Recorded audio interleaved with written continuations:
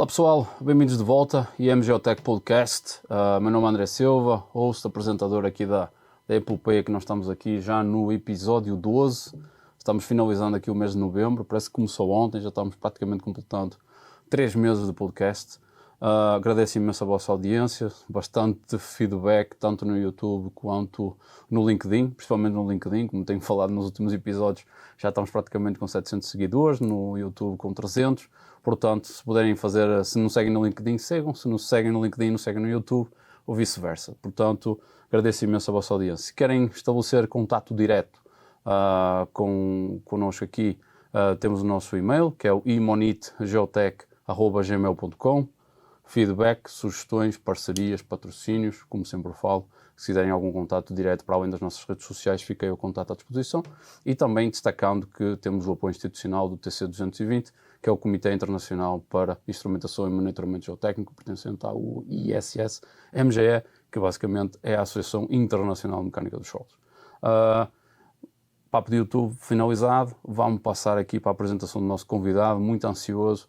Aproveito para fazer aqui uma introdução prévia. Este convidado que nós estamos a trazer aqui hoje é um convidado que alguns dos nossos convidados prévios indicou para vir aqui. Portanto, eu fiz um apelo à direção do podcast, que é constituída por mim, e entramos em contato com esse convidado. Portanto, foi um nome que surgiu desde o início, ele estava na minha lista também, e surgiu desde o meu início, tenho que falar com X pessoa, blá, blá, e sempre repetindo isso aqui.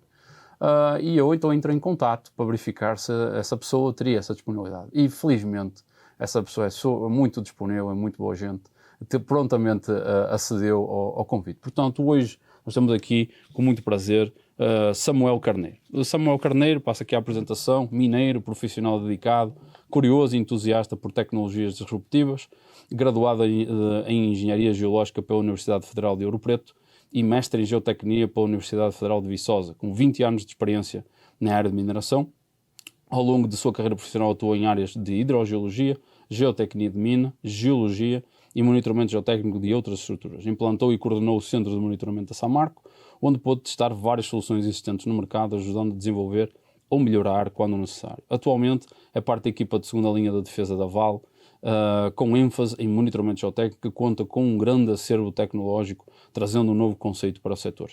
E com um grande prazer que eu dou muito boas-vindas para o Samuel Carneiro. Samuel, muito obrigado por ter aceito o nosso convite, e já introduzindo, já aproveite e já nos conta aí como é que começou a sua história, a sua carreira e a sua história com a instrumentação geotécnica. Antes de mais nada, André, muito obrigado pelo convite. É um prazer estar aqui, contar um pouco da minha experiência ao longo desses anos, né?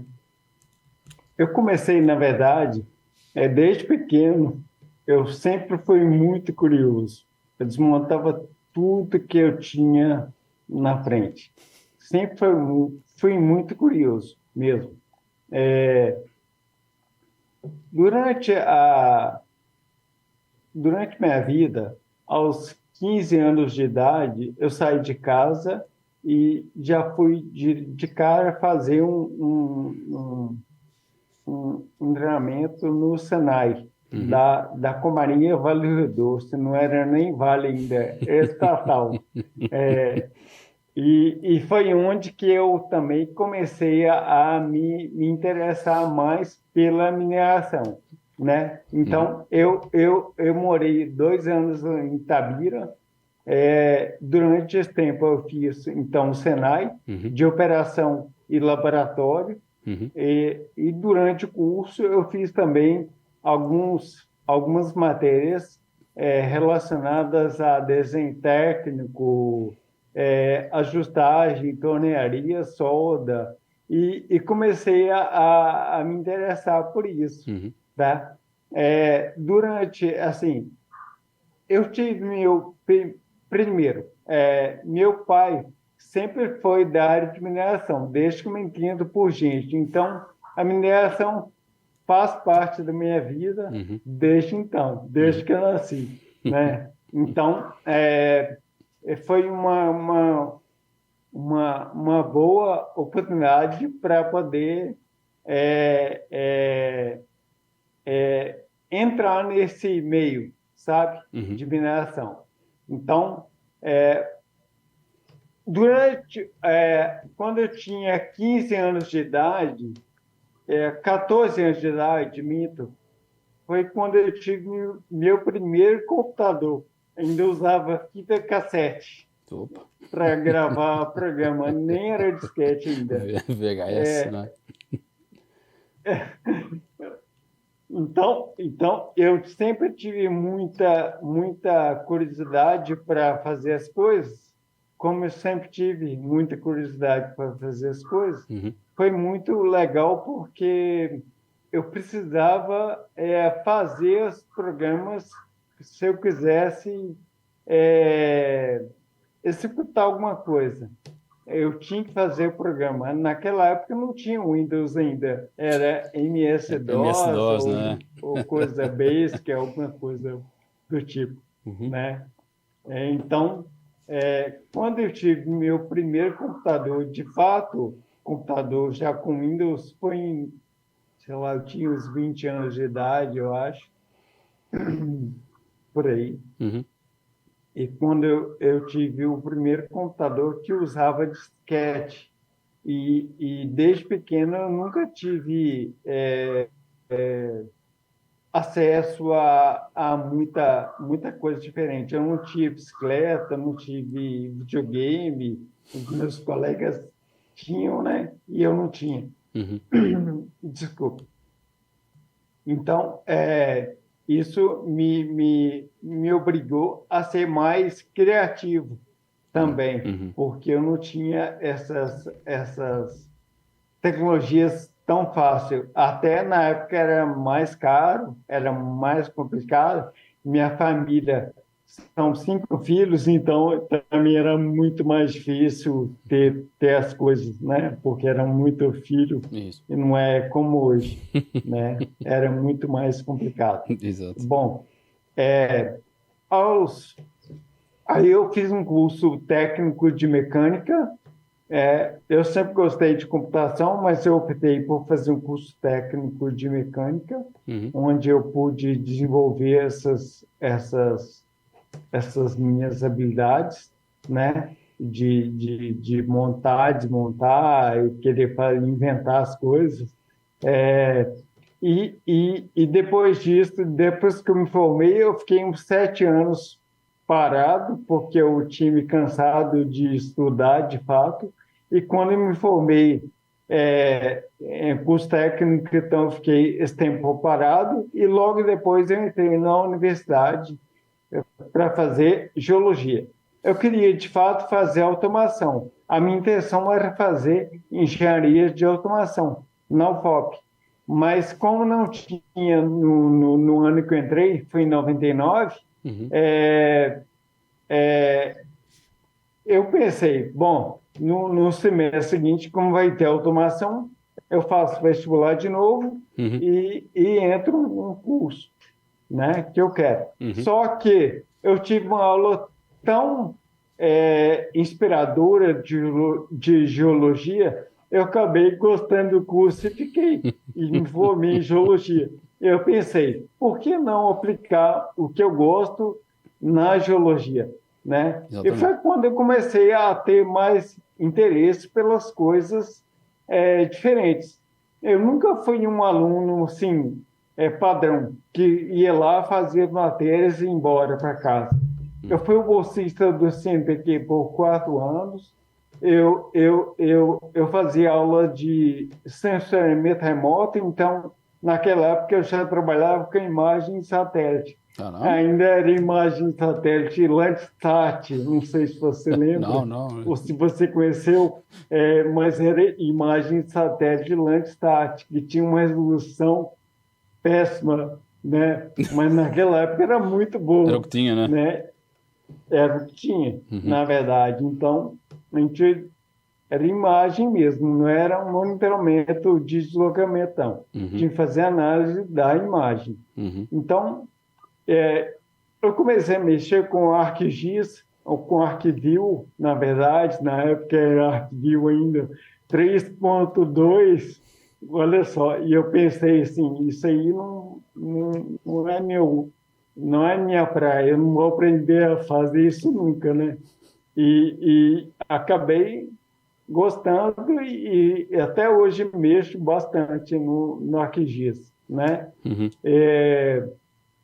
E já mexia com banco de dados no laboratório que eu trabalhava, que eu era bolsista. E uhum, era um banco de dados bem grande. Era muito, muito legal. Foi o meu primeiro contato com o banco de dados foi na universidade. E de lá para cá, quando eu me formei em geologia, eu acabei assim, qual que é a matéria que eu mais detestava no curso? uhum, Era engenharia, geologia de engenharia uhum. e hidrogeologia. Engraçado, eu fui trabalhar justamente com isso, Eh, né? Então não tive para onde correr. não deu para E eu fugir, né? comecei a trabalhar. Não, eu comecei a trabalhar com isso e gostei demais. Uhum, Foi onde eu pude aplicar engenharia de fato à geologia, né? uhum, E comecei a desenvolver uma área de geotecnia de mina na empresa que eu trabalhava, porque naquela época não tinha geotecnia tão forte, tinha, lógico, mas não era uhum, forte de jeito nenhum, e muito menos hidrogeologia, era pouco falado, né? uhum. Foi quando eu comecei a gostar da área. E ao longo da minha carreira foi tudo isso que eu trabalhei, Então, né? as coisas foram acontecendo. Hidrogeologia, geotecnia, aí Uhum, depois fui mexer com monitoramento de mais avançado e uhum, tal, mas desde o começo eu fazia monitoramento por conta da hidrogeologia. E a interessante. hidrogeologia trabalha muito com monitoramento. Então, as minhas primeiras, por exemplo, estações de chuva automática, meteorológica automática, eu tive lá em 2008, né? Então tem bastante tempo. Já tem Então uns eu 15 lembro anos. que eu Uhum, tinha uma dificuldade de colocá-la online para eu poder receber no computador que eu trabalhava uhum, e eu fiz uma conexão via celular. Eu recebia os dados na sala que eu trabalhava via celular. uhum.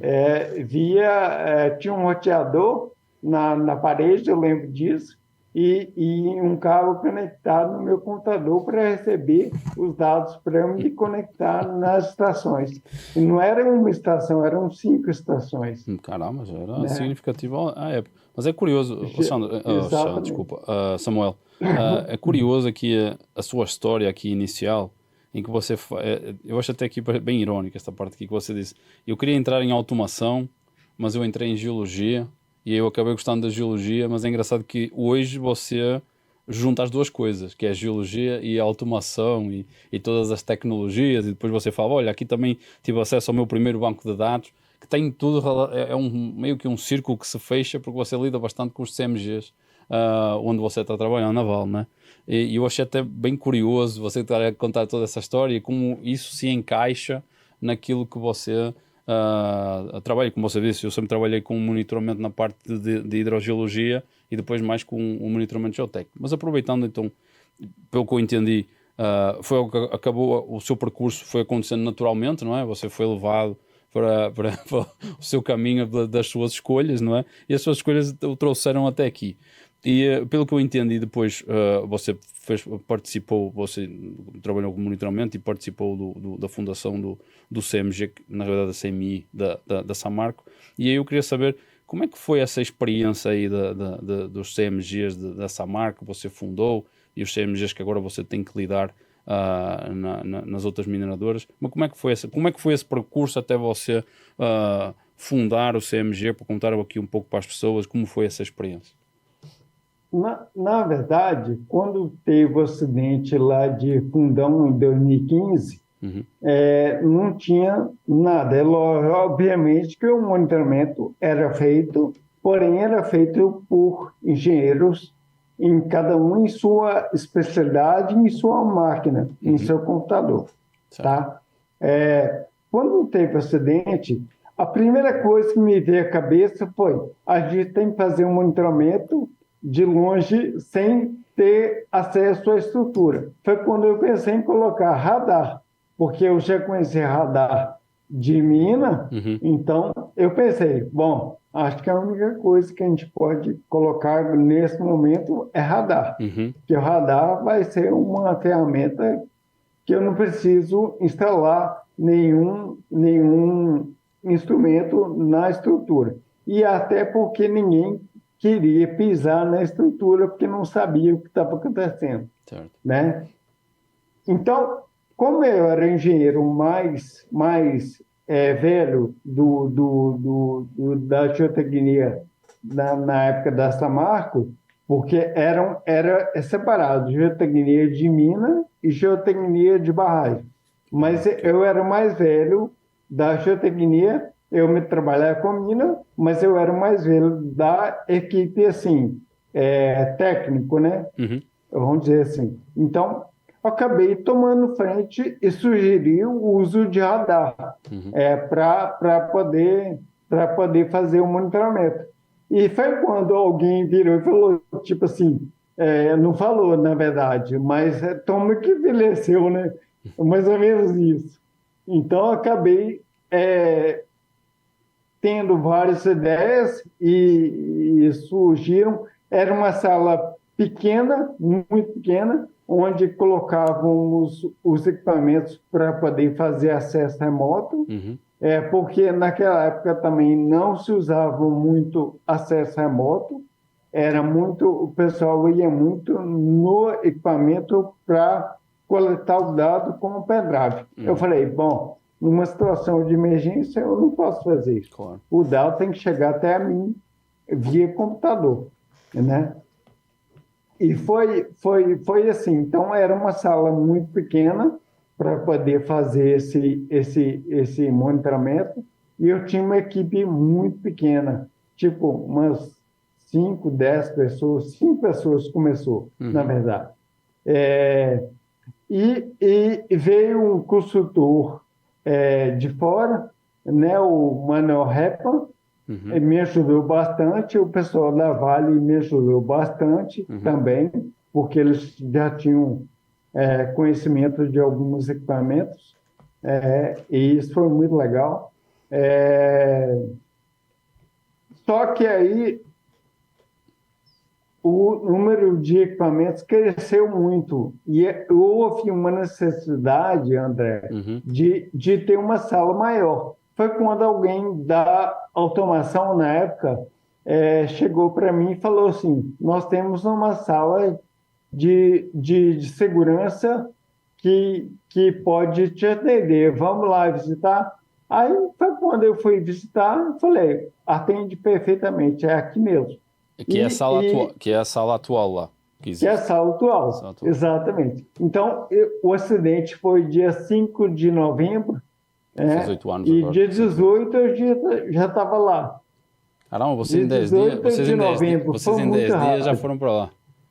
Muito rápido.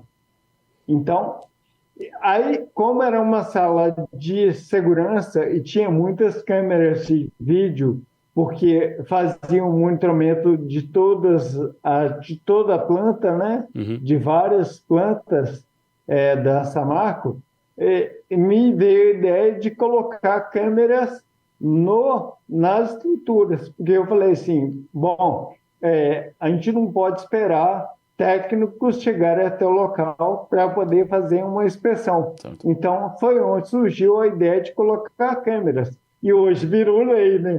O vídeo monitoramento. Começou lá. Na verdade, começou lá. Muita coisa. Na época ainda não era a ANM, era o DNPM. Antigo DNPM. Então, o DNPM ficava lá o dia inteiro. Então, assim, muita coisa surgiu de lá. Então, o pessoal gostou e falou assim, isso vai virar lei. A gente vai colocar isso na lei. E foi quando o pessoal teve a ideia de colocar algumas coisas na legislação. Lógico, obviamente que após a ruptura D1 lá em Brumadinho, isso aí se intensificou e acabaram andando muito mais rápido. Mas a legislação já vinha mudando lá desde 2015. Uhum. É importante falar, esses acidentes, eles nos permitem fazer uma coisa, melhorar o processo, né, que já era feito. É lógico, obviamente, que para a gente sempre foi muito bem feito e o suficiente, mas a gente vê que tem falhas e quando acontece esse tipo de acidente, a gente vê que tem muita coisa para melhorar, né? Então, aproveitando aí o que você tinha acabado de falar, portanto, uma parte das coisas que começaram a surgir após o acidente de Mariana, algumas inovações tecnológicas e de procedimentos que vocês adotaram acabaram sendo implementados depois até em termos de lei. Depois, houve uma evolução em termos legislativos e em termos de monitoramento ali entre Mariana e Brumadinho, mas não tão intenso quanto foi após Brumadinho. Por exemplo, eu lembro-me que eu estava a começar a trabalhar na época com mais mineradores, mais com o mercado de mineração, e realmente Brumadinho foi algo que foi um gatilho que mudou do dia para a noite a intensificação e a necessidade, também por cobrança, não é? De lei, da sociedade e também de respostas para conseguir resolver esses problemas que aconteciam nas barragens e para que isso não voltasse a acontecer, não é? Mas depois de Brumadinho, como é que foi essa evolução? Você ainda estava na Samarco ou já tinha trocado de empresa e como é que você viu essa transição aí em termos de intensificação dos CMGs e da implementação do monitoramento 24 horas? Não, eu fiquei na Samarco até agosto, até julho de 2019. Quando foi em agosto, eu vim para o Vale. Mas quando teve o acidente lá de Brumadinho, eu fui chamado para poder ajudar e ajudar no monitoramento, obviamente. Isso foi numa sexta-feira. Eu lembro que domingo eu estava lá em Brumadinho. Foi uma sexta-feira, foi 25 de janeiro, era feriado municipal em São Paulo, eu lembro. Aí, domingo eu estava em Brumadinho e na semana seguinte eu fiquei em BH, em Belo Horizonte, na MAC, né? Na mina de Águas Claras, para poder ajudar de alguma forma a fazer com que o pessoal pensasse como iria atuar, tá? E foi quando aí eu fiquei uma semana em BH e voltei a trabalhar na Samarco. Foi quando eu tive o convite, né, mais ou menos em março ou abril, não lembro, para trabalhar com a Vale. Aí, e estou na Vale até hoje, né, trabalhando nessa área cooperativa. Na verdade, um CMG específico, eu trabalho cooperativo. Então, as pessoas procuram para pedir, consultar, para pedir ideias, enfim, uma série de coisas. Você tá? é uma espécie de consultor no geral, não é? Especialmente para a parte dos CMGs, devido à experiência que você tem do passado, certo? Exato. Mas lembrando que a minha experiência, apesar de eu ter uma grande experiência com monitoramento, com inspeção, com monitoramento de instrumento, né? Quando eu falo monitoramento geral, é inspeção e monitoramento de instrumento, porque aqui no Brasil não é muito comum, né? O pessoal separa as coisas, na verdade, o monitoramento é um só. Monitoramento é monitoramento. Inspeção é só um tipo de monitoramento qualitativo. Exatamente. Né? E o monitoramento de instrumento é quantitativo, independente se é automático ou não. Né? São complementares, não é? Exatamente. Mas antes dessa área de monitoramento, eu tenho muita experiência com cava, com pilha, com outras estruturas lineares. Então, também isso me ajuda bastante a tomar decisão, tá? Bom. Engenheiro geotécnico, geral. Exatamente. Engenheiro geotécnico. Não mexo só com monitoramento. Não é só especialista em monitoramento. Pronto, a gente está só focando aqui mais a parte dos CMGs, não é? Porque eu acho que quem nos está a assistir é algo que é interessante e que eu diria que acaba sendo o topo do topo da tecnologia que tem à disposição no Brasil, não é? A tecnologia, procedimento, lei.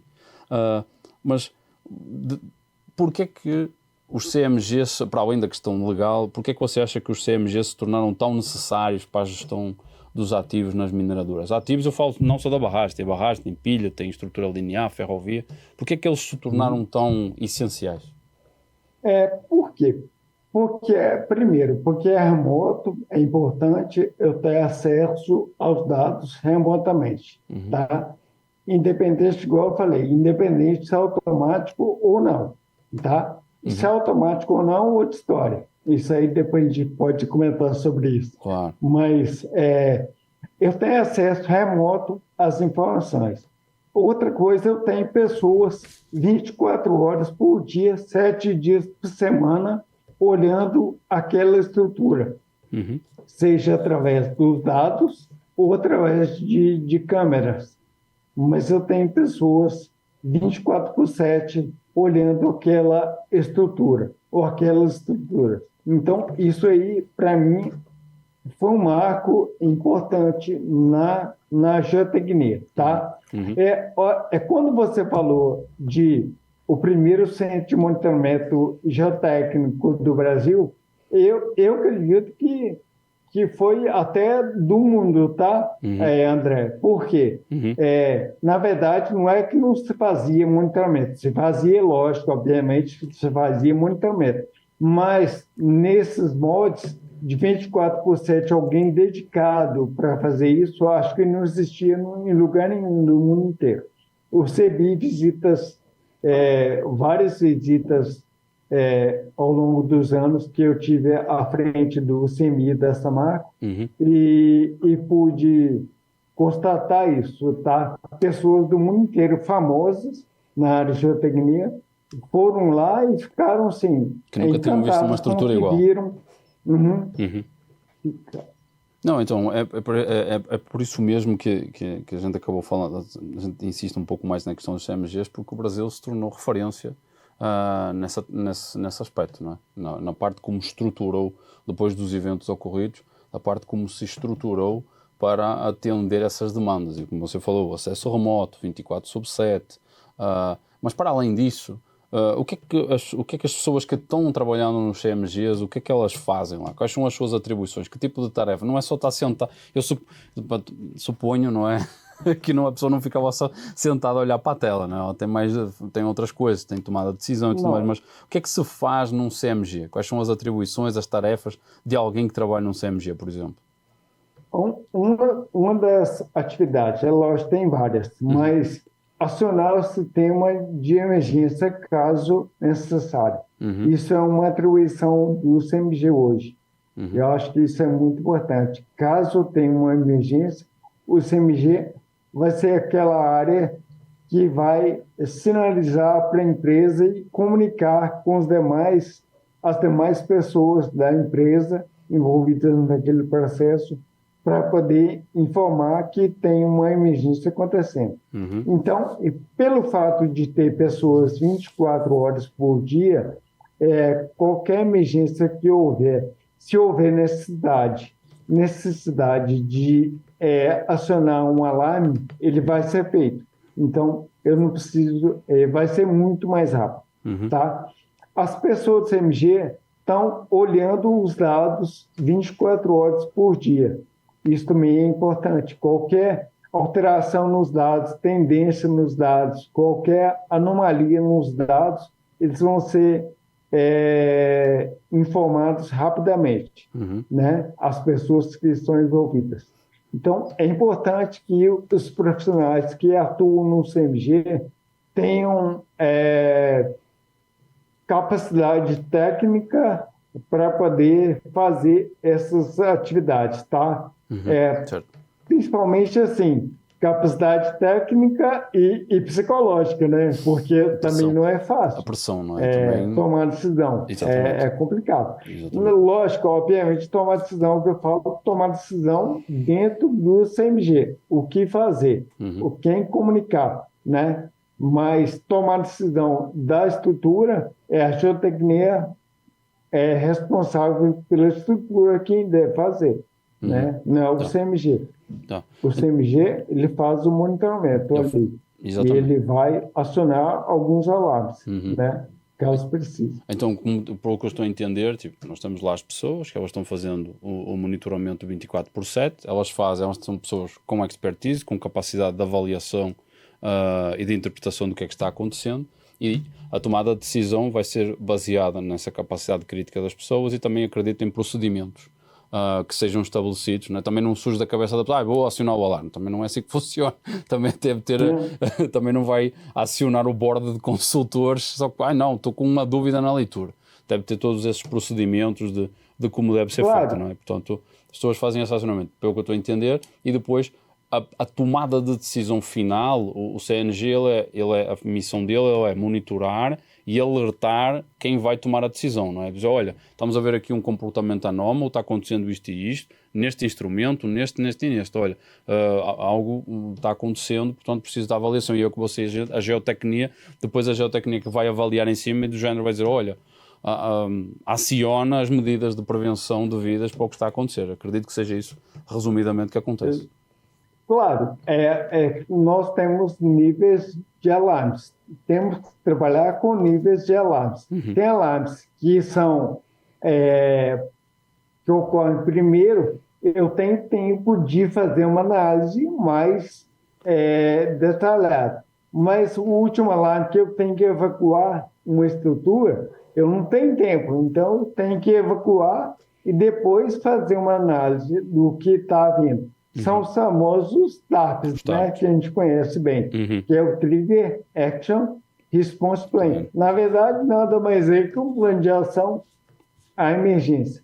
Então, quando você tem isso muito claro, o que fazer quando ocorre uma situação dessa de emergência, quando o alarme é atingido, isso facilita bastante. Isso deveria ser padrão, né, para poder... lógico, obviamente que se você tem uma, duas estruturas, fica muito mais fácil. Mas imagine se você tem 50 ou mais. Então, por isso eu falo que tem que ser meio que padronizado as ações que você vai tomar. Então, né? isso me leva aproveitando o gancho aqui dessa pergunta que a gente fez, e nós ainda estamos aqui na parte dos TARPs. Pelo que eu estou a entender que você está a falar, os TARPs é algo que depende de estrutura para estrutura. Ok, os limites, cada estrutura é um caso, portanto terá os seus próprios limites, mas os procedimentos que você está a falar é que deveriam ser padronizados. Mas em termos de TARPs, quem define os TARPs? É a mineradora, é o consultor? Como é que funciona essa questão para quem não está a ouvir e não está a ouvir? Para ela o conceito de TARP ainda é algo novo. Quem define os TARPs? O que é? Já foi respondido, não é? Mas quem é que os define? Na verdade, não é um conceito novo, é um conceito antigo, né? É muito usado fora do Brasil. É muito usado fora do Brasil, sempre foi muito usado. Mas quem define, na verdade, é o dono da estrutura, é quem está responsável pela estrutura. Então, é a geotecnia da estrutura, ou o construtor, ou o engenheiro de registro, mas não o CMGs. O CMGs simplesmente executa, né, aquilo ali. Mas quem define os limites de cada instrumento é a própria geotecnia do local. E como você falou, isso varia de local para local, porque não tem uma receita de bolo, vamos dizer assim. Não existe isso. Então, cada local tem sua particularidade e isso deve ser definido. Lógico, quando você não tem muita informação, muita coisa se baseia no histórico da instrumentação que você tem. Mas à medida que você vai conhecendo, fazendo um monitoramento mais adequado, você precisa revisar esses limites. E eles têm que ser revisados constantemente para que você também não seja tão conservador. Claro. Que, afinal de contas, se a gente for conservador demais, não precisa de ser engenheiro, técnico para fazer isso. É verdade, é só empilhar aí, joga para jusante e bota mais. Exatamente, aí não estamos a otimizar projeto e não vale a pena. Não tem desafio aí também, exatamente, não tem engenharia. Exatamente. Então, mas bom deixar esclarecido essa parte de quem os define, portanto, pelo que você está a falar é o que eu estou a entender para ficar claro para todo mundo, a parte do projetista, o consultor, o dono da estrutura, é quem define o TARP, por exemplo, o projeto conceptual, os limites, é isso que é definido, e depois o CMG acata esse TARP, é o seu procedimento, e ele vai seguir aquele TARP e vai executá-lo, vai fazer um monitoramento e depois, de acordo com os dados, olha, tem limite de 30, 40, 50, vai tomar as suas ações devidas de acordo com o nível de risco que for atingido e vai ter as ações devidas e comunicar às pessoas devidas também. Não? Portanto, é bom deixar isso claro, não é? Quem define, quem executa. Não é o mesmo, não é a mesma entidade. Portanto, eu acho que é importante deixar isso claro. Exato. Lógico que desculpa, André. Muitas vezes as pessoas ficam presas, ligadas a modelos. Modelos são muito importantes, a gente sabe disso, desde que sejam bem feitos, desde que as informações sejam bem coletadas. Modelo, trabalhar com modelo que não seja representativo também não resolve. Exatamente. Então, é importante o monitoramento, que é algo que você está medindo, você está vendo. E que valida o modelo. O monitoramento vai validar o modelo, que é algo que nós... Não é o modelo que valida o monitoramento, é o contrário. É o contrário, não é? Tipo, porque o monitoramento, que muita gente diz, o monitoramento é o laboratório em tempo real. É o laboratório que nós temos lá no campo. Melhor que pegar no material e levá-lo para o laboratório, é nós no campo estamos a fazer o monitoramento. É importante que as pessoas entendam isso. É o nosso laboratório à escala real. É aquilo que está ali. E quando bem feito, nos dá valores que nós podemos utilizar para fazer estas retroanálises, aplicar o famoso método observacional, para podermos fazer os ajustes necessários nos modelos de elementos finitos, de estabilidade de taludes, para verificar se aquilo que está modelado está correto ou não está. Porque tem situações em que, olha, o meu limite é 30 ou é 40 e o meu inclinómetro está a dar 10. Então, se está a dar 10, significa que eu tenho ali um espaço para fazer a otimização da minha estrutura. Posso inclinar, se calhar, um pouquinho mais o meu talude ali na minha pilha, não é? Eu posso fazer ali um pouquinho, otimizar, não é? O meu espaço e em termos de custo também. É isso que nós estamos falando. É algo que nós também falamos aqui noutros episódios, é assim, qual seria, foi algo que eu gostei que o Eduardo, seu estimado colega, o Eduardo Diniz, ele trouxe assim, qual seria a sua produtividade sem o monitoramento? Portanto, foi algo que acho que ficou aqui e acho que é importante, porque o monitoramento também é essa otimização. E quando ele é devidamente feito, devidamente realizado, ele pode trazer mais valias para o projeto. Não é só estar ali a dizer assim, olha, agora sai correndo que temos um problema. Não. Ele serve para a segurança, mas ele também serve não só para a segurança, também serve para melhorar em questões de engenharia, otimizar o projeto, ter ganhos económicos em termos de custo, não é? E por isso eu falei, André, da questão da pessoa que trabalha no CMG ser muito bem qualificada tecnicamente. Porque se ele perceber qualquer alteração que não seja normal no equipamento, ele não vai esperar atingir um limite para poder falar. Claro. Ele vai ver que o comportamento está diferente. Identificou a tendência, exatamente. Identificou a tendência e vai comunicar com a geotecnia da estrutura, antes mesmo que aconteça alguma coisa. Por isso, até que carta de risco, eu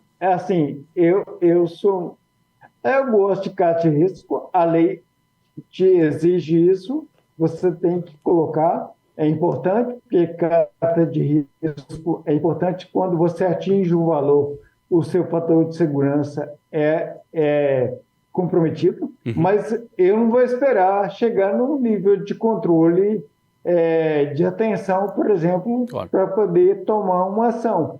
Eu posso verificar antes que está mudando o comportamento. Exatamente. Né? A partir do momento que você vê uma tendência ascendente que está com uma tendência constante ou acelerada, não é preciso esperar, porque eu já sei que vai bater lá, é fazer uma extrapolação da curva. Por isso eu falo isso. Por isso eu falo muito dos limites de referência, para a gente estabelecer também. Não é só níveis de controle, da estrutura. A gente tem limites de referência para colocar no seu monitoramento para quando eu não vou esperar chegar ao um ponto que... Uma vez eu assisti uma live onde tinha 2 engenheiros japoneses. Eu pensei, bom, esse japonês vai ter alguma coisa inovadora. E eles, na verdade, falaram assim, deixaram muito claro que o mais importante em qualquer empresa é informação. Então, porque ter acesso, por exemplo, à tecnologia depende muito de recurso financeiro. Tem empresas que têm, tem empresas que não têm. Né? Agora, ter acesso à informação é diferente. Né? Então, a informação é o mais importante que a gente pode ter, na verdade. Transformar os dados em informação. E isso é um ótimo... Está tudo conectado aqui. Ainda bem que você fala nessa parte, porque um dos grandes desafios dos CMGs é, eu diria, uma quantidade absurda de dados. E quais são os grandes desafios? O que é que você faz com tanto dado? Estamos a falar de algo que há uns 10, 15 anos atrás não tinha tanto dado assim. Nós tínhamos, o monitoramento existia, mas não com a frequência de hoje. E hoje você tem uma quantidade e diversidade de dados absolutamente absurda em cada um dos CMGs que você deve ter contado. Como é que você consegue lidar com isso? Como é que você põe as pessoas aí? Capacidade de decisão, o que é ruído, o que é sinal? Como é que você lida com tanto dado? Isso é verdade. A quantidade de dados hoje é uma coisa absurda e antes realmente não tinha. Até porque os dados também eram muito manuais, né? O monitoramento era muito manual. Hoje, o que acontece? Eu acho que a tecnologia está aí para poder nos ajudar e não para nos substituir, tá? Hoje tem inteligência artificial, tem machine learning que pode ser capaz de processar um volume tão grande de dados para que a gente possa extrair o máximo possível. Porém, a decisão sempre vai ser nossa, não vai ser da máquina. A máquina vai só te alertar, mas ela não vai tomar decisão, né? Então, o volume grande de dados é muito bom para poder criar uma série maior, uma série de monitoramento melhor. Porém, é um problema. Hoje em dia é muito comum, todo mundo quer automatizar tudo. A gente tem que saber o que vai automatizar. Então, talvez pelo fato de querer automatizar tudo, a gente também acaba gerando um volume de dados muito grande, que não necessariamente é preciso, tá? Então, a gente tem que ter o bom senso de colocar monitoramento automático onde realmente precisa, onde tem risco maior, onde tem frequência maior, e onde não precisa, sinceramente, não faz sentido colocar um monitoramento automático. Porque a gente gera um volume absurdo de informação, toma decisões erradas, um custo muito grande para manter aquilo ali funcionando, aquele instrumento funcionando. Ninguém pensa nisso, acha que é só comprar o equipamento e colocar lá. Mas manter ele funcionando é caro. E a gente transfere a responsabilidade para outra equipe, né? Que não seja a geotecnia. Então, o problema de trabalhar com um volume grande de dados, eu acho que é esse. A gente tomar decisões erradas, tá? Mas é igual eu te falei, a gente tem tecnologias hoje super avançadas capazes de processar esse volume grande de dados e nos ajudar a tomar decisão. Exatamente. Certo? Então, o que você está falando, que o grande desafio é separar o que é ruído, o que é sinal, não é? Tipo, o que é verdadeiro, como é? Validar os dados, algo que também nós já falamos aqui mais do que uma vez. Validar os dados. Validar os dados. O famoso que é aquecer. O que é? Opa, a gente está aqui a fazer a conexão com o episódio 2. Como eu trabalhei com geologia de Minas também, eu fiz cursos de aquecer. Então, e você isso me ajuda bastante. Então, não, mas isso é muito bom, porque aí nós estamos a trazer conceitos de outras áreas adaptando para, para a instrumentação e monitoramento geotécnico, que é super válido. É um problema muito sério que os geotécnicos buscam soluções dentro da área de geotecnia e às vezes vem de fora. A área de petróleo é muito boa em monitoramento, tem muitas soluções avançadas. A área de mineração tem muitas soluções avançadas. A área civil, urbana, tem muita coisa boa que você pode trazer. Né? Então, assim, a gente não precisa buscar apenas dentro da área de geotecnia. Tem que pensar fora, sair fora do nosso mundo e buscar soluções mais que se adaptam, na verdade. Funciona. O que eu estou falando, na verdade, é que é adaptar mesmo soluções que foram criadas para atender uma certa demanda dentro da geotecnia. Adaptar essas soluções. Então, eu acho que isso é extremamente relevante, essa questão da adaptação de outras... Por exemplo, nós estamos a falar do conceito do QAQC que você trouxe da geologia, da geologia de mina, não é? Mas também tem outros conceitos, por exemplo, a parte da automação é algo que também não faz parte da geotecnia, mas é amplamente aplicado, principalmente agora com esta parte de automatização de todos os instrumentos, tecnologias wireless, IoTs, gateways, data loggers, todo esse tipo de infraestrutura que é preciso implementar para fazer chegar os dados aos CMGs, não é? Porque os dados estão na tela, mas tem toda uma infraestrutura, todo um processo de instalação do instrumento, conexão, envio dos dados. Muita parte de algumas minas elas são em localizações bem remotas, em que não é fácil estabelecer essas comunicações. Portanto, estamos a falar de estruturas, infraestruturas de comunicação, em muitos casos grandes, significativas, que têm que ser bem específicas. Portanto, são outras áreas, para além da geotecnia, que têm que ser abordadas e têm que ser absorvidas, não é? E temos que entender isso como algo que faz parte do setor. Mas também também queria aproveitar essa parte, também aproveitando o gancho, da questão da validação dos dados, que é algo que nós sempre colocamos aqui e que eu sempre bato muito na tecla, que é a validação dos dados e a interpretação dos dados. O que o Samuel falou aqui, eu acho que vale a pena realçar, que é, nós podemos ter tantos dados, que se nós não tivermos uma capacidade de avaliar o que é que está certo e o que não está, nós vamos tomar decisões erradas baseadas em dados errados. Esse eu acho que é o grande desafio. Portanto, nós olhamos para os dados e dizemos assim, isto está certo ou não está? E por isso também vai de acordo com o que o Samuel falou, é preciso ter valores de referência. Do género, usar esses benchmarks, esses valores de referência, nos ajuda também a determinar se está correto ou se não está. E se não está, aí devemos procurar o consultor, o engenheiro de registros, o fabricante do instrumento, para nós termos o suporte devido para nos ajudar a interpretar o que é que está ali. Portanto, tem dois passos essenciais, que é a validação dos dados e depois de validar os dados estão certos ou não, aí é que eu passo para a interpretação dos dados. Porque um dos grandes problemas que eu já detetei, com o meu trabalho em estruturas de suporte, é, por exemplo, o engenheiro, o consultor, querer fazer interpretações baseadas em dados que estão errados. E aí começa uma especulação, não, mas vai cair, está a fazer aqui a ruptura, e às vezes não é aquilo. Às vezes é um problema, é uma bateria do sensor que está faltando e o sensor começa a dar um dado disparatado. Eu acho que você já teve experiências desse género, ou não, Samuel?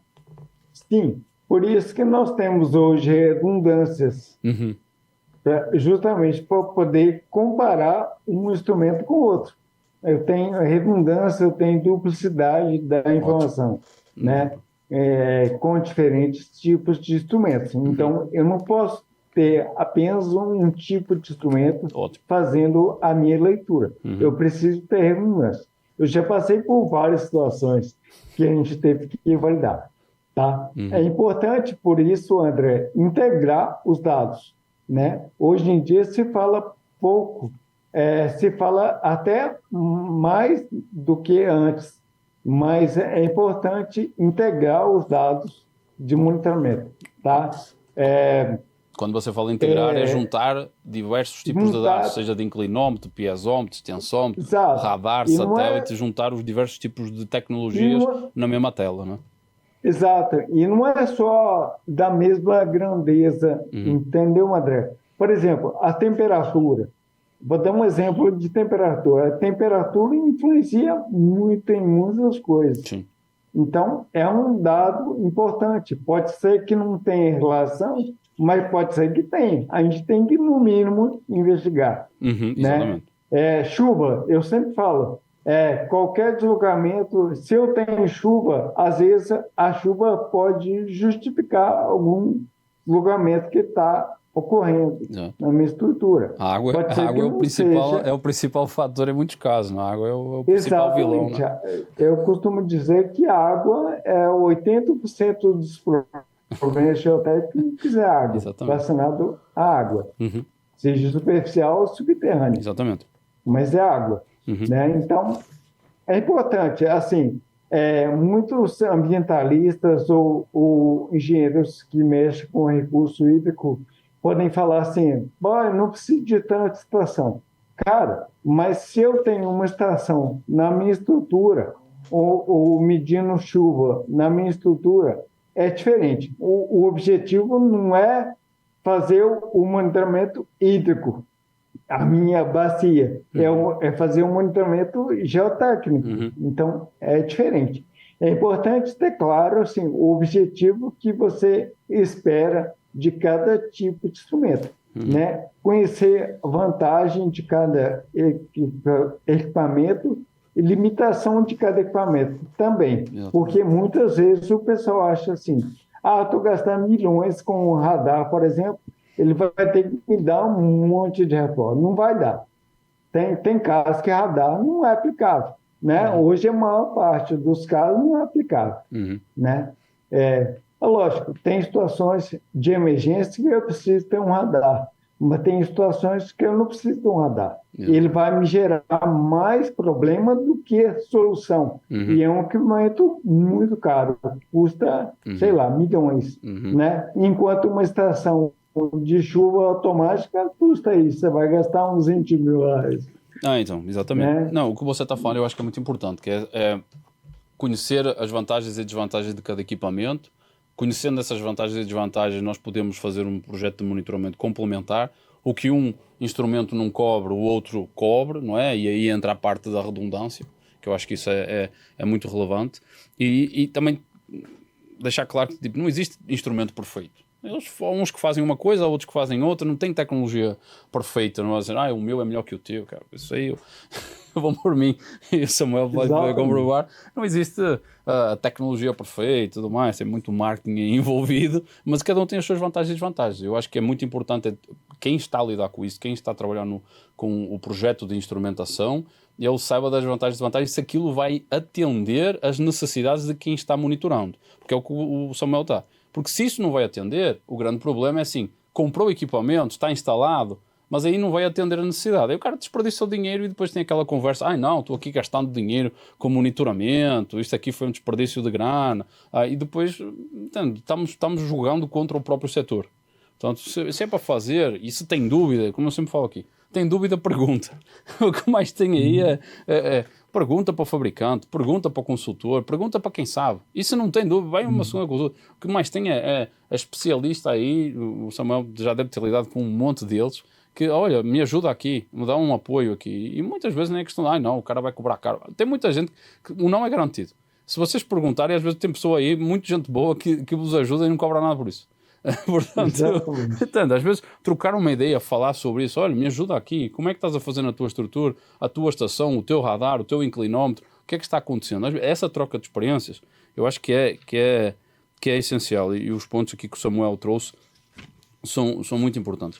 E também aproveitando aqui essa questão de pergunta, de falar, de formação, relativamente ao pessoal que você trabalha com monitoramento, desde que você começou a trabalhar com monitoramento, você não, e agora com o avançar e com esta demanda por mão de obra cada vez maior, principalmente por parte dos CMGs da mineração, você sente que tem uma escassez de mão de obras, você sente que precisa de mais especializações, mais pessoal formado na área de geotecnia focado nisto aqui? O que é que você acha quanto a isso, à falta de mão de obra? André.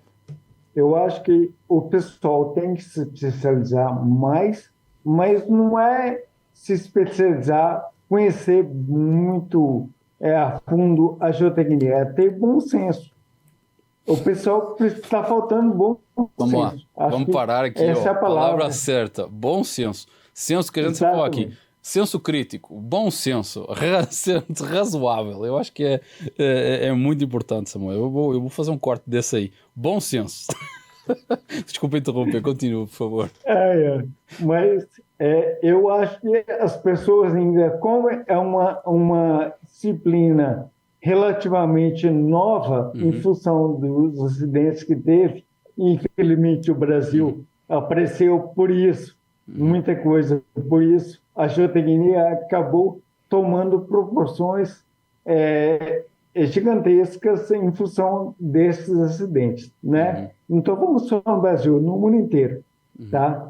Mas, então, é uma área relativamente nova que as pessoas também não têm costume de trabalhar. Como você disse, o volume de dados é muito grande, então as pessoas não têm esse hábito de trabalhar com um volume de dados tão grande, ou de conhecer alguns equipamentos. Então, é importante a gente ter conceitos na cabeça, conceitos mesmo, tem artigos lá publicados na década de 50 que são válidos até hoje. Então, a gente tem que ter esses conceitos muito claros na cabeça. A gente Não pular carente. etapas. O que você está a dizer é não pular etapas, ter os princípios básicos. Ok, pode especializar, mas mesmo assim não pode pular etapas. Os princípios básicos da geotecnia e tudo mais, eles têm que estar lá também, não? Tá. Tem muitas pessoas que estão fazendo curso de especialização, de mestrado, não sei o que tal, mas às vezes esquecem esses conceitos básicos, né? Ou então estão muito focados somente na geotecnia, no comportamento do solo, por exemplo, esquecem a parte de monitoramento, que é pouquíssimo falado. Na escola você não aprende isso, né? Sobre monitoramento. A gente já aprende isso na vida. Aprende trabalhando, Exatamente. aprende fazendo, né? Então, por isso é importante também a experiência que a gente tem, porque a gente já passou por várias situações complicadas ao longo desses anos, então faz diferença. Quando você aprende através de um livro, é lógico, é importante, sempre o conhecimento é importante de um livro, mas ele não traz esses detalhes que você passa no dia a dia, sabe? Isso, É diferente. Então, o livro não mostra a pressão que você tem, por exemplo, no CMG no momento de decidir se eu ativo o meu alarme ou não. O livro não está... Então, exatamente. Eu acho que parte do princípio aqui também do objetivo do podcast é nós temos passar essa experiência de diversos atores no mundo da instrumentação geotécnica para que as pessoas entendam que, ok, não podemos pular as etapas, temos de ter uma base sólida de conhecimento científico e técnico, mas depois tem uma parte que é no campo, é ir para o campo, é ver dado, errado e entender que está errado, é errar também, às vezes nas interpretações, mas é a experiência... Errar também. Exatamente, errar também, tipo, e o aprendizado vem do erro. O problema é quando se erra e não se reconhece que erra e não quer aprender. E essa eu acho que é a pior coisa. Portanto, mas, por exemplo, pegando aqui um pouco dessa questão da formação, da capacitação, tendo essa falta de profissionais qualificados, por exemplo, como é que você faz internamente? Vocês dão formação internamente para os vossos profissionais? Vocês vão buscar nas universidades ou outras empresas? Como é que vocês conseguem suprir essa demanda? Tem muita formação interna, tá? E tem muita formação hoje que a demanda é muito alta, tem que buscar também fora. Então, pessoas que já experimentaram algum processo relacionado ao monitoramento, por exemplo, né? Então, a gente busca também fora, mas a maior parte é um treinamento interno. Porque é preciso mudar essa cultura, sabe, André? É preciso mudar essa cultura. Não estou falando de empresa A ou B, não, é geral. ter uma cultura se mudar a cultura. Uma cultura de monitoramento, não é? Que as pessoas entendam De monitoramento. a mais-valia que daí advém. Aproveitando o gancho aqui da qualificação, é muito importante que as pessoas compartilhem conhecimento, publiquem, compartilhem o máximo que pode. Exatamente. Por quê? Eu lembro que quando teve o acidente lá de Fundão, cara, mas foi uma dificuldade enorme para conseguir alguma referência. Não tinha referência. Não tinha. Você diz no Brasil ou mundial? Mundial. O Mundial? que você encontra, na verdade, é como o instrumento funciona, o que fazer e tal. Mas algumas experiências realmente não tinha. Uhum. E como a gente está falando de alguns instrumentos que são relativamente novos na nossa área, eles são importantíssimo a gente poder fazer compartilhar essa informação, porque realmente não tem nada que você possa associar a um problema de geotécnico de barragem, por exemplo, né? Às vezes tem algumas coisas publicadas, a gente vê trabalhos publicados de robótica, estação total robotizada, INSAR tem o bastante radar, agora. INSAR tem bastante coisa agora, não? Mas realmente é pouco. Para a proporção... Tem muito mais. Samuel, estamos juntos nessa demanda aí, cara. Eu sou pessoa que eu batalho aqui, eu sempre falo que tem que... Primeiro, eu acho que tem algumas razões que explicam o facto de faltar as publicações. Por exemplo, agora tem mais porque tem mais demanda. Segundo, eu vindo de uma área de infraestrutura, eu vejo muito a questão de não partilhar conhecimento como vantagem comercial. Eu vi isso no passado acontecer muito. Já, eu não vou estar aqui a desvendar os meus segredos porque é o meu concorrente. Cara, eu acho isso besteira. Eu acho que isso, cara, não contribui para o setor. Eu posso estar a ser ingênuo e tal, posso estar a ser muito amor à camisola, como a gente diz em Portugal, para o setor, mas eu acho que isso não contribui para a evolução do setor. Isso, ok, cada um tem as suas partes patenteadas e alguns detalhes de equipamentos, mas as metodologias, os procedimentos, as experiências, eu acho que isso é muito relevante e deve ser partilhado. Ok, nem sempre as pessoas têm o seu tempo e disponibilidade para sair escrevendo por aí, mas, cara, eu acho que hoje em dia, se a gente se organizar e os tempos, que se a gente vir qual é o congresso que vai acontecer no próximo ano, eu vou falar da minha parte. Cara, eu já sei quais são os congressos que vão acontecer em 2024 e quais é que eu vou querer escrever. Portanto, eu já me organizo assim, olha, este para o ano vai ter Cobranseg, Slope Stability, Congresso Europeu de Geotecnia, que a maioria deles é para entregar agora, e eu vou entregar agora para depois publicar e tudo mais, sobre instrumentação e monitoramento geotécnico, para falar das experiências que eu tive e de coisas que clientes, por exemplo, que usam as tecnologias com a empresa que eu trabalho, que gostam de partilhar e podem partilhar. Eu sei que depois também em mineração tem as questões legais que nós temos que contornar burocraticamente, não é? Que também tem as questões de acesso aos dados e partilha dos dados. Mas eu acho que a questão de compartilhar o conhecimento não é só a questão técnica. Eu acho que é a questão da experiência de como foi utilizar aquela tecnologia, como foi instalar, como foi ver os dados, o que é que foi mais fácil, o que foi mais difícil. Que é isso que não está no livro. Tipo, não tem tanto livro de instrumentação assim no mercado.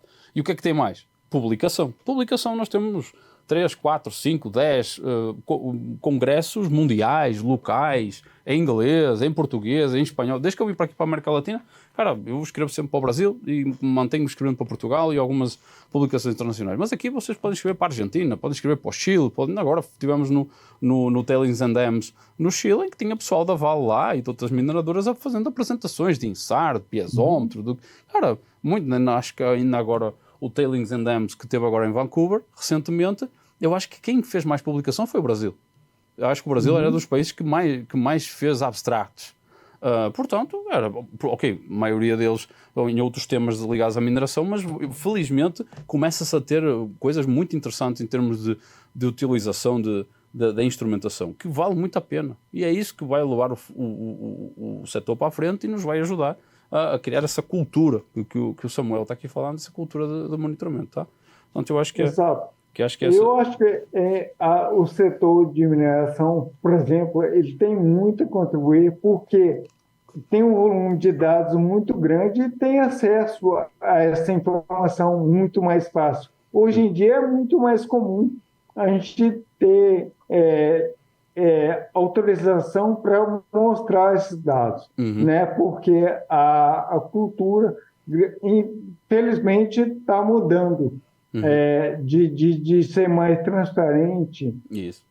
Isso é muito bom. Isso é muito bom. Antigamente era um problema sério, porque você queria publicar e a empresa não deixava.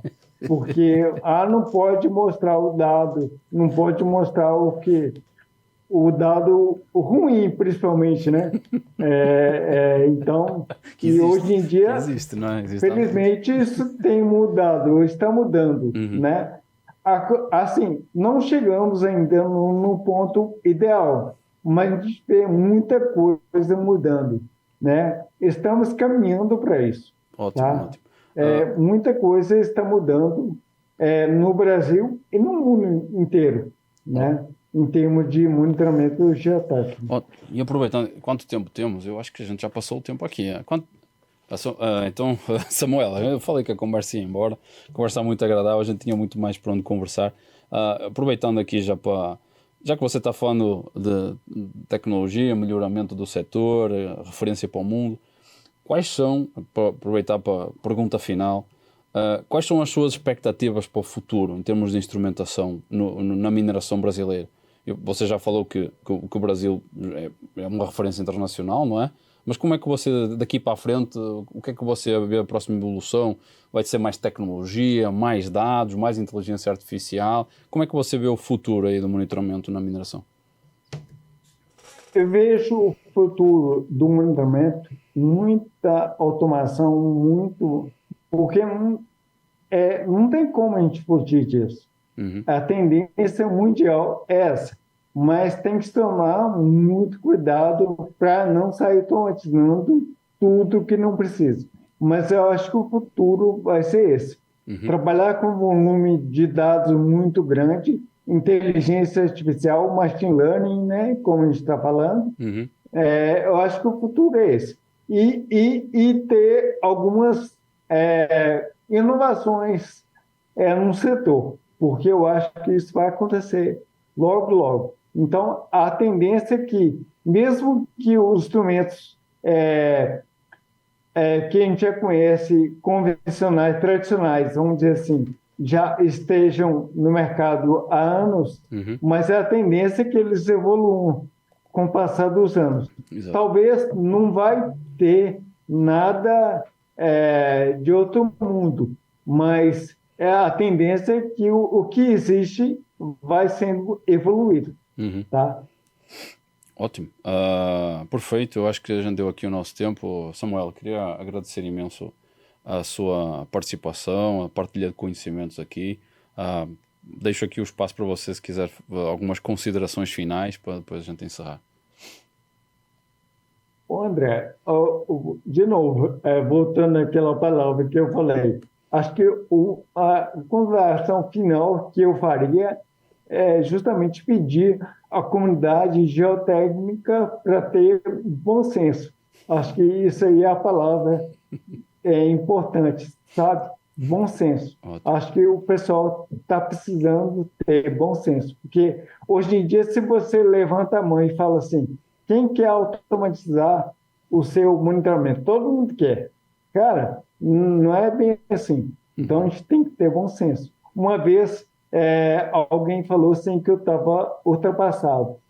E eu não estou ultrapassado, é porque a gente tem que organizar a casa primeiro, para depois querer evoluir, para depois buscar soluções mais avançadas. Não pular etapas, foi o que nós acabamos de falar aqui, não pular etapas. Isso é algo que nós vamos falar, e nós já falamos, estamos aqui no episódio 12, nós já falamos ao longo de 12 episódios aqui, assim ou não, que não se deve pular etapas. Lá porque é automatizado não significa que é melhor. Várias dicas que nós vamos colocando aqui e que diferentes convidados de diferentes perspectivas, de diferentes países, de diferentes regiões, eles consolidam isso que nós vimos falando aqui. E eu acho que essa visão é o princípio e o objetivo do podcast é esse, é que nós estamos a validar de diferentes pessoas com diferentes experiências, isso está aqui. E o Samuel veio acrescentar aqui um conselho, é bom senso crítico e bom senso, que eu acho que é muito importante.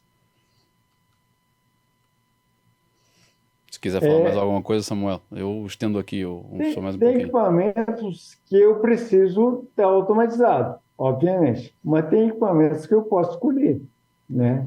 Não é bem assim, né? André, assim, de novo, mais uma vez, muito obrigado pelo convite. É muito importante contribuir e compartilhar a minha experiência ao longo desses anos, né? É fundamental. E pedir para as pessoas compartilharem mais o conhecimento delas. Uhum. Não quer dizer que a gente tem anos de experiência, que a gente é melhor que ninguém. Nunca. Tem pessoas novas que acabaram de sair da universidade, estão trabalhando e são muito boas, Exatamente. muito boas, né? Então, e as pessoas precisam compartilhar o conhecimento o tempo todo. Uhum. Fica a dica, pessoal. Compartilhamento, conhecimento, bom senso. Muito obrigado, Samuel. Eu já vou encerrar por aqui. Agradeço imenso a sua contribuição aqui. Insights muito valiosos aqui para a comunidade. Agradeço imenso mais uma vez. E vamos terminar aqui, pessoal. Já sabem como é que é. Se quiserem entrar em contato direto, o e-mail aqui do podcast é imonitgeotech@gmail.com. Podem nos seguir por através do YouTube. Subscrevam o canal, sempre bom. Subscrevam também. Também compartilhamos grande parte dos nossos conteúdos no LinkedIn. Portanto, agradeço imenso a vossa audiência. Grande abraço. Até à próxima.